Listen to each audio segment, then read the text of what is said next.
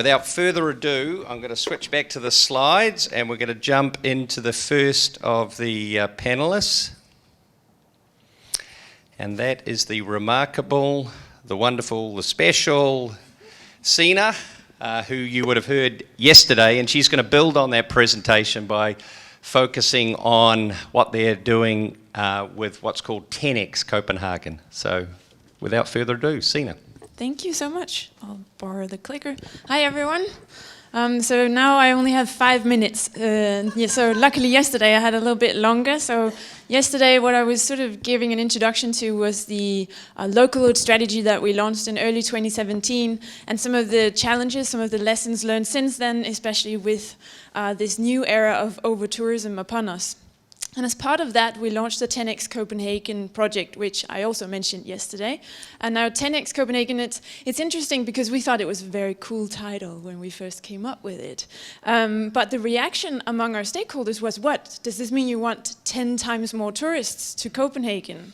But in fact, 10X is the Google Innovation Project, so what we were really trying to say is, no, it's all about rethinking tourism. It's about taking it all apart and asking all the difficult questions and looking at it in a completely new way. So that's basically what we spent a year doing. We did research on all these different aspects: competitors, the city itself, the locals, of course, and the visitors. Now, this is not unusual as a destination. I'm sure a lot of you do research all the time. What was unusual in this project was that we had the opportunity to do all of it within the same year, and it was quite a big budget to do this, which is also unusual for the research department. If any of you are researchers, you know you always feel you have too little funds. So it was a big budget, it was a big project, but what was also interesting is that we actually didn't make the full plan when we started. So we said, okay, we need a little bit of insight on this, and we'll start there. And then once we'd done that, we invited stakeholders and city stewards, local communities in for what we called machine room meetings. And so the good thing about machine room meetings were that they were very exclusive and very closed. So everyone felt very special to be invited, which is always a good way to do. But it also meant that we could then introduce all the results that we had to that date, and then get questions and worries and answers, and then continue designing the research project from there. So we were doing that throughout the whole year. And that ended up in tons and tons of data that we could analyze, and that took us also a little bit of time. And of course, now that I only have 7, maximum 7, preferably less, I won't be able to go through all that data with you, but it's just an example because now we're talking about tools for destination management, and in Europe especially, I think that concerns over-tourism quite a lot.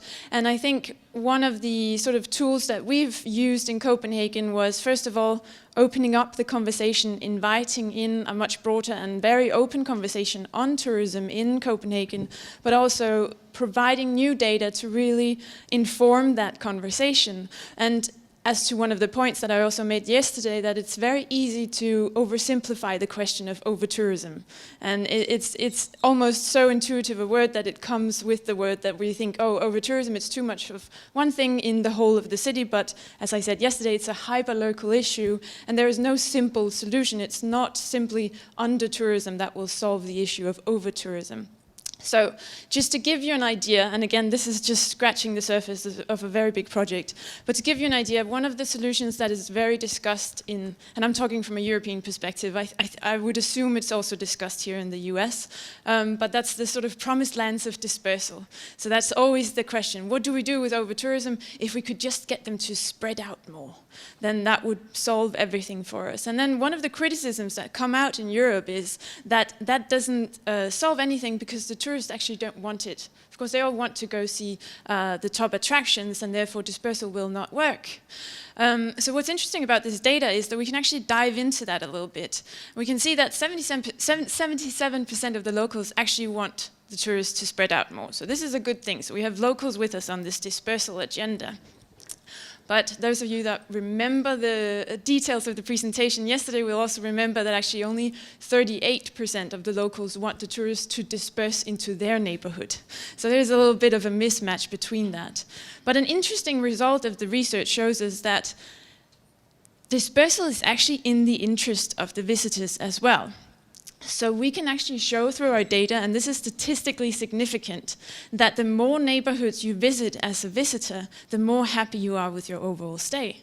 Now, this is completely new in a sense, because the criticism is often that you'll, really actually just want to go to the most popular places, but by increasing your mobility, you actually become a more happy visitor. So this is important.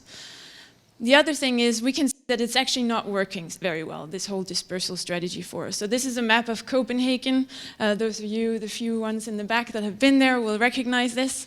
But you can see in the inner city, we have 87% of the visitors that go to that very sort of small, very concentrated part of the city. And it decreases quite a lot as you go out to the neighborhoods. Now, this is no surprise really, because the inner city, I mean, the picture we just had before of Nyhavn, the very famous sort of postcard perfect Copenhagen, that's where it is. And that's where everyone needs to go. But what was interesting was that then you have the locals and they want them to disperse, and they actually see, why don't they seek off the beaten track? They should do as the locals, they should follow in our footpaths. And the data actually shows us that's exactly what they're doing.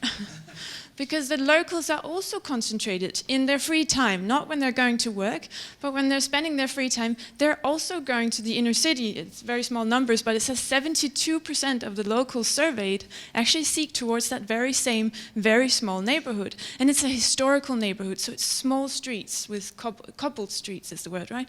Yeah. So this is just to say, and we can discuss this forever and ever, and I would love to, but this is just to say that through this data, we're actually getting a much more informed basis to discuss what is the issue right now in terms of over-tourism, in terms of integrating tourism within the city.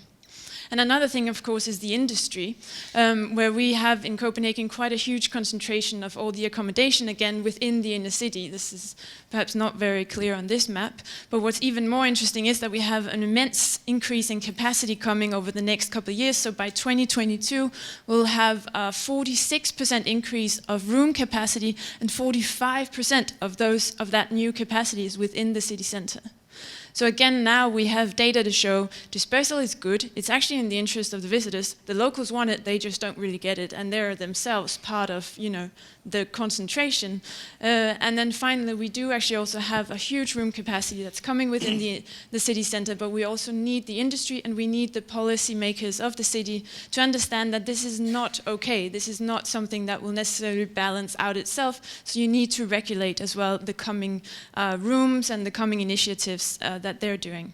So that was sort of the very, very quick intro to a very large research project. But the good thing is that this is actually not a conversation that I think we should have only in Copenhagen, because we will not be able to figure out all the solutions. So what we did was we published all the results, all the data, all the reports are available on 10xcopenhagen.com.